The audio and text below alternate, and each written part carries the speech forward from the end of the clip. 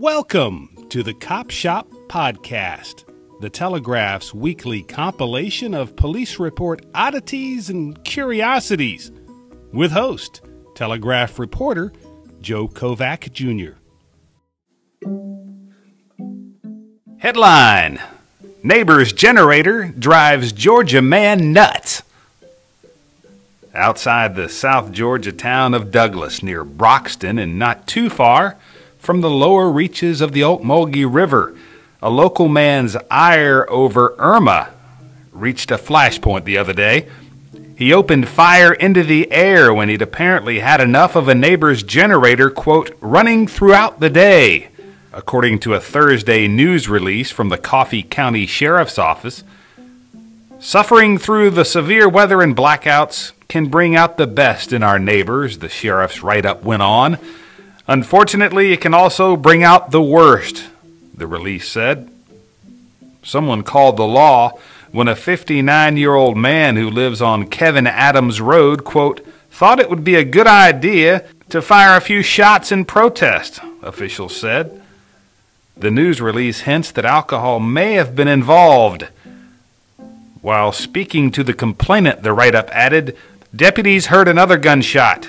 At a home nearby, the deputies met up with the alleged shot firer, Stephen Cansado Gomez Jr. Quote, he was upset because he was tired of hearing the complainant's generator, the release said. He admitted to firing the gunshots as a reaction to his frustration. It turned out that Gomez, a convicted felon, was on probation. He was jailed on a firearm possession charge. And now from our dispatches files.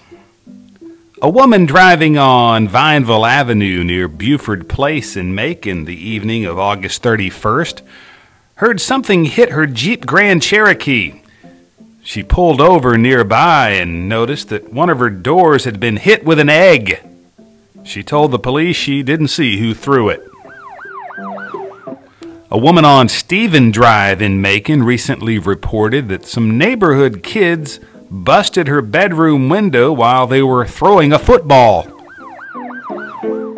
A man who works at Chili's on Riverside Drive in North Macon told the cops that he drove his girlfriend's 2002 Saturn to the restaurant on September 4th. After work, as he walked to the car, he noticed that it was leaning to one side. Someone had jacked up the car and removed one of its front tires. The culprits left a jack and some tools. According to a Bibb County Sheriff's report, the man, quote, is not sure who would have done this. A 26-year-old Macon woman who was charged with drunken driving, her blood alcohol level registered more than twice the legal limit, asked a Bibb sheriff's deputy who'd pulled her over for speeding if she should submit to a blood test. The deputy told her she had to make that decision on her own. Is it going to make my insurance go up if I refuse, she asked. Again, the deputy said he couldn't give her advice.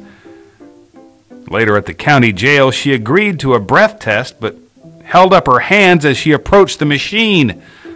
I don't want to be shot, she said.